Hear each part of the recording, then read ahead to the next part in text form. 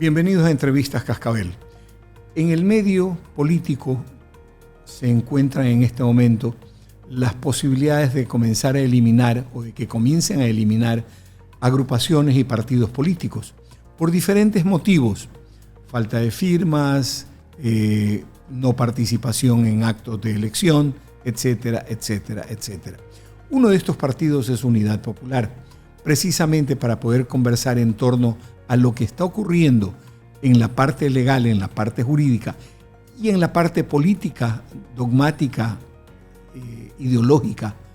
Estamos con Carla Arellano, subdirectora provincial del Guayas de esta agrupación. Carla, gracias por haber aceptado nuestra invitación. Bienvenida. Muchas gracias, Alberto, por la invitación en este importante medio digital y darnos la oportunidad, pues, de conversar, de dialogar frente a lo que está sucediendo.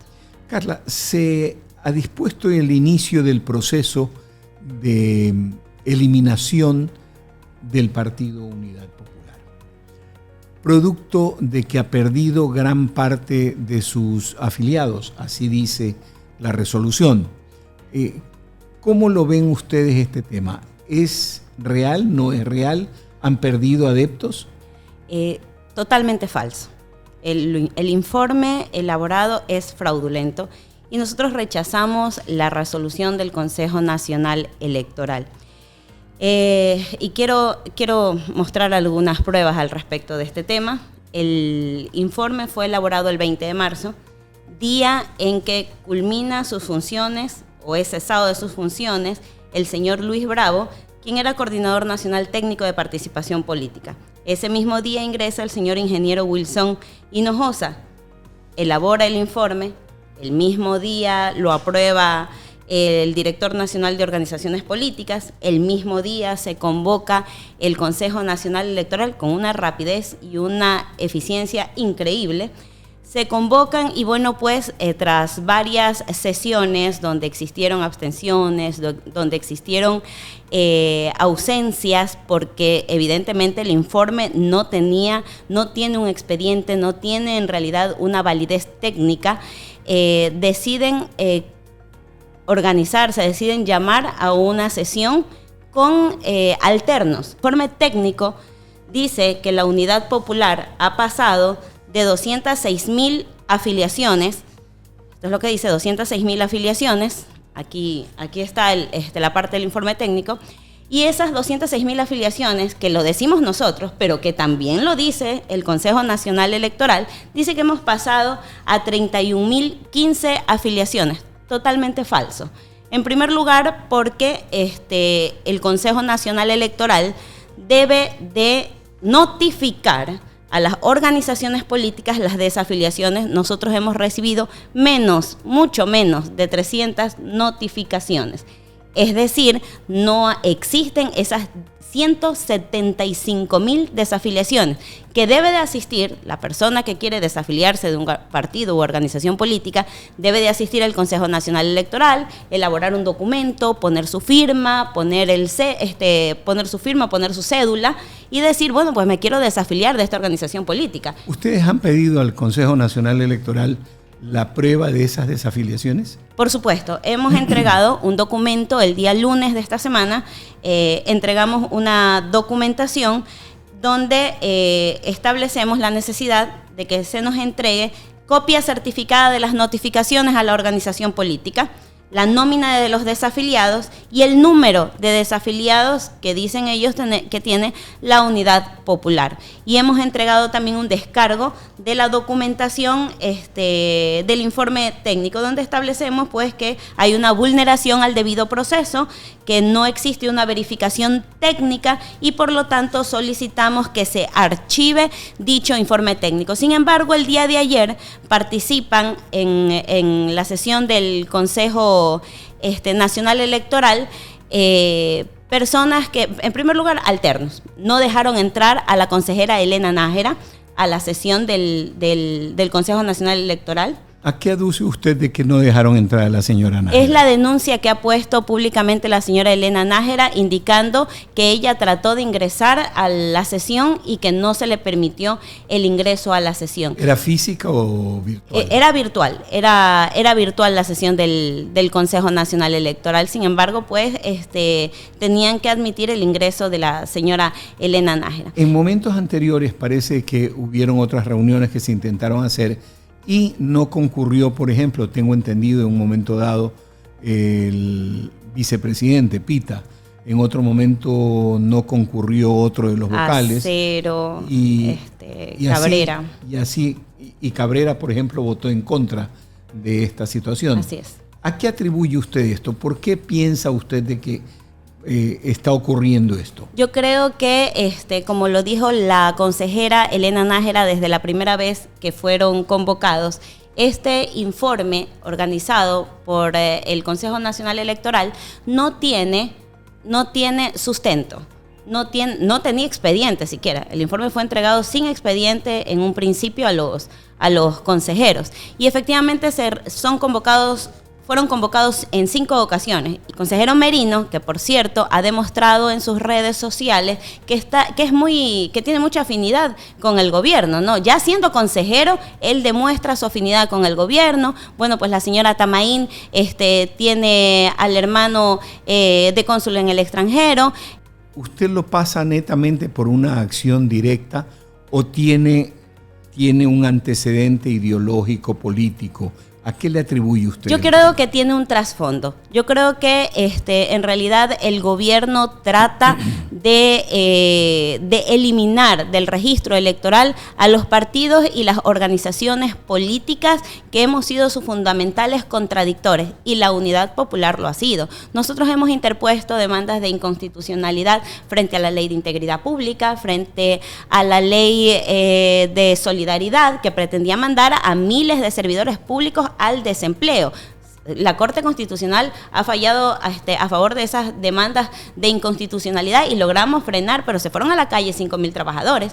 Hemos puesto demanda de inconstitucionalidad frente a las leyes de reformas del COTAD, frente al Acuerdo 059 que pretende olvidar o dejar o vulnerar los derechos adquiridos tras años de lucha para los trabajadores. Hemos puesto demanda de inconstitucionalidad frente a las leyes de mina y energía que pretende entregar nuestros recursos naturales. Hemos levantado la pelea contra el IVA, contra el alza del IVA, contra el alza de la gasolina. Estuvimos en una consulta popular donde el gobierno fue derrotado. En las 2 consultas populares el gobierno ha sido derrotado. En las preguntas sobre el extractivismo y las preguntas sobre el trabajo por hora. Y en esta última consulta que pretendía armar una nueva constitución que consolide un proyecto neoliberal, privatizador, extractivista. Pero el gobierno es necio. A pesar de que en las urnas la mayoría del pueblo le ha dicho que no quiere esas medidas, este tipo de medidas fondomonetaristas que lesionan los derechos de los trabajadores, el gobierno insiste. Hablemos de política. Si el gobierno ha perdido la opción en las 2 consultas, pero a su vez el gobierno ha ganado la elección, ¿cómo interpretas tú, por tu conocimiento político, esta dicotomía? Gana por un lado y no gana por otro. ¿Qué ocurre? ¿Por qué ocurre eso? Yo creo que nuestro pueblo votó en las últimas elecciones más que un voto por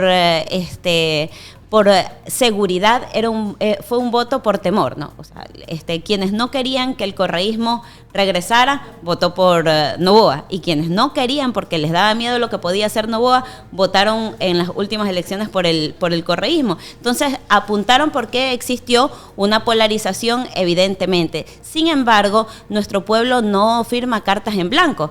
No firma cheques en blanco. Nuestro pueblo está pendiente porque sabe muy bien que hay cosas que no le convienen. Entonces, por esa razón, quizás ganó el proceso electoral, pero en cambio va perdiendo las otras batallas políticas, porque no solo se trata de llegar a la presidencia, se trata de gobernar para los que lo han elegido, para el pueblo, mejor dicho, en su totalidad. Y si un gobierno no cumple, entonces el pueblo tiene todo el derecho del mundo de decir hay que cambiar de gobierno. Hablemos precisamente de políticas y cumplimientos.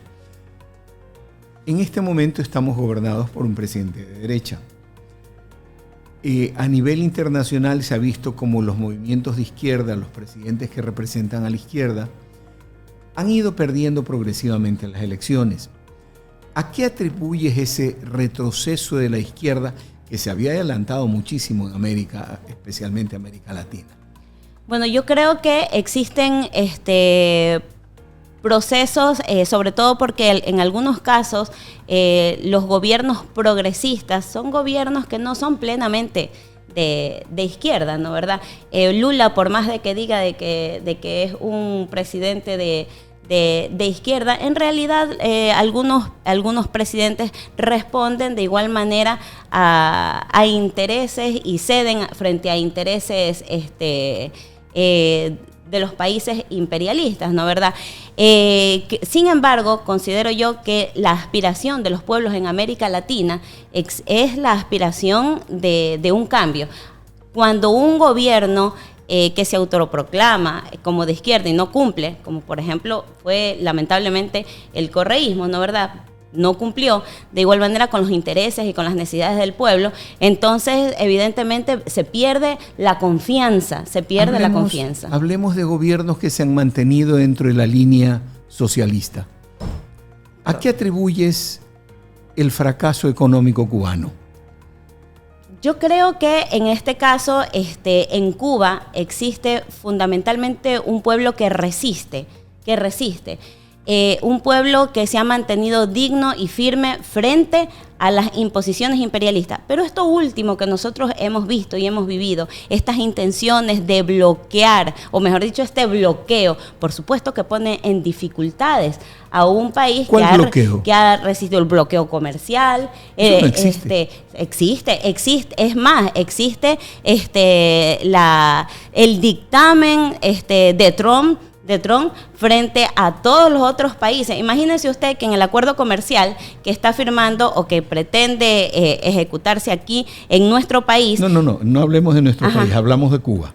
Yo he estado en Cuba durante 5 años. Ya. He pasado en Cuba 15 días cada 2 meses y he vivido esa situación en Cuba. La falta de alimentos, la falta de atención, la falta de medicinas, la falta de servicios. ¿Por qué? Si se supone que es un país que está dedicado al servicio popular.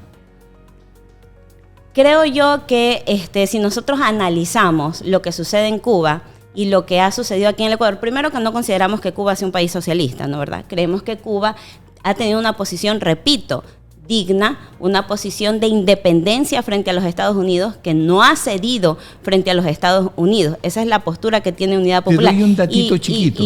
Tú sabes que Cuba importa de los Estados Unidos todos los años $1.200 millones en alimentos.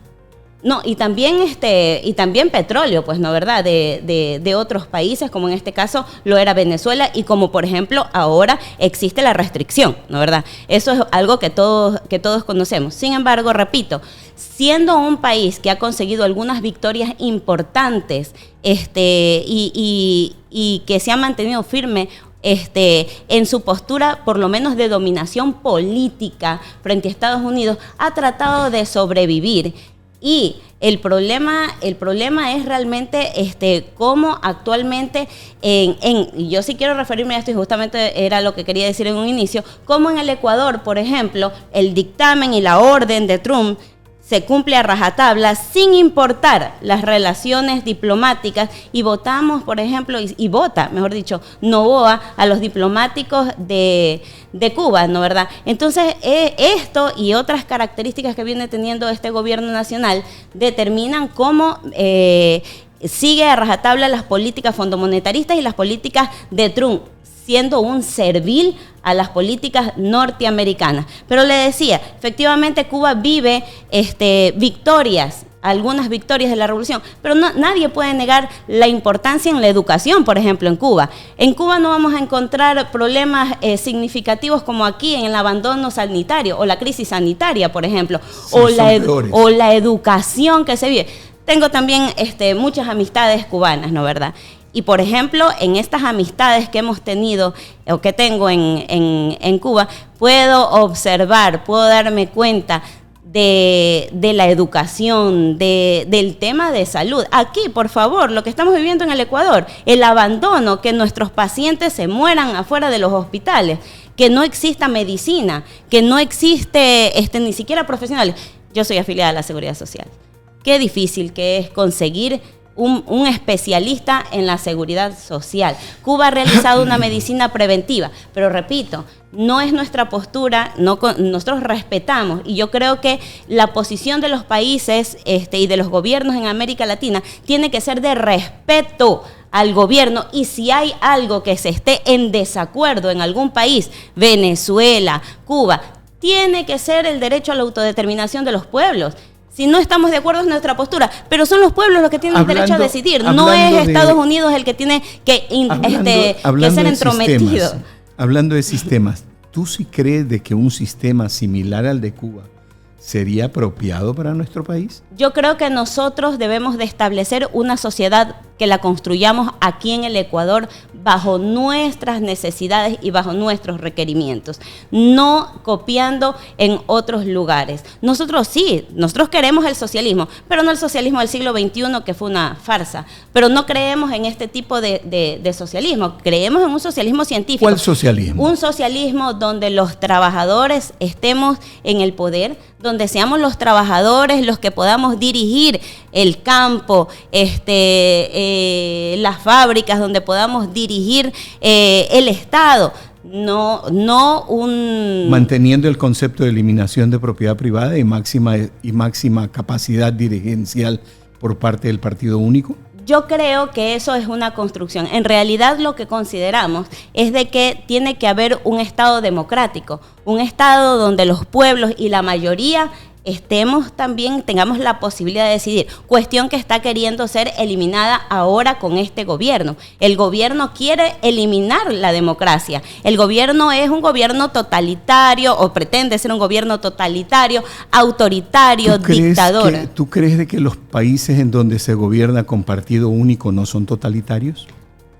Claro, puede ser que sean totalitarios si es que no existe oposición. Tiene que existir la posibilidad de la organización. Y es lo que estamos exigiendo aquí, pues, ¿no, verdad? Que se respete la participación política de las organizaciones sociales populares, sobre todo Comunidad Popular, pues, que ha sido una organización que ha mantenido su postura en contra de las medidas de este gobierno. Volviendo al tema coyuntural, ¿qué van a hacer ustedes en relación a este asunto del proceso que se ha iniciado en este momento? Bueno, nosotros hemos planteado en primer lugar que la pelea es tanto jurídica, legal, pero sobre todo es política. El gobierno tiene la intención de desaparecer a la Unidad Popular y a todos los opositores. Nosotros hacemos un llamado a defender la democracia. Vamos a tomar algunas acciones. En primer lugar, el 1 de abril nos vamos a movilizar a Quito a una importante acción, a una importante movilización nacional al CNE, y vamos a decir que nos den que nos respondan a estos oficios que hemos ingresado, porque si el Consejo Nacional dice que nosotros hemos perdido 175,000 afiliaciones, ellos tienen que demostrarnos dónde están las desafiliaciones, pues, porque si yo me desafilio de un partido político, yo tengo que ir con mi documento, con mi firma y mi cédula, y tengo que irme a desafiliar al CNE. Si yo no tengo esto, no estoy desafiliada, pues, de la organización política. Entonces, lo primero que vamos a hacer es exigir ir al CNE a que nos den respuesta, primero. Segundo, vamos nosotros también a interponer un habeas data, porque tiene que ser transparentada en la documentación que llevó a cabo a realizar este informe hecho en un día, aprobado en un día por un departamento, que llevó a sesionar el mismo día. Entonces tenemos también que tomar medidas respecto a aquellos consejeros que hablan sin fundamento, sin conocimiento. También que ir viendo qué medidas se toman al respecto. Iremos, si es necesario, hasta el contencioso electoral, y los consejeros deben de prepararse, porque si es que existe una falsedad ideológica en la elaboración de estos documentos, significa que tendrán que responder incluso las demandas penales que podamos estar desarrollando. Quiero informar también que el día sábado, el día de mañana, se va a realizar la Asamblea Provincial de Unidad Popular, donde vamos a hacer la elección de una nueva directiva de nuestra organización política. Qué bien, les felicito, y esa es una manera de trabajar en lo que se llama la democracia interna de los partidos. Así es. Carla Arellano, le agradezco mucho. Muchas gracias, Alberto, y espero que no sea la única vez que puedan invitarme a este medio. Definitivamente no. Entrevistas Cascabel hemos tenido con nosotros a la subdirectora provincial de Unidad Popular, partido que está en este momento en proceso de indagación por parte del Consejo Nacional Electoral para determinar si vive o no vive.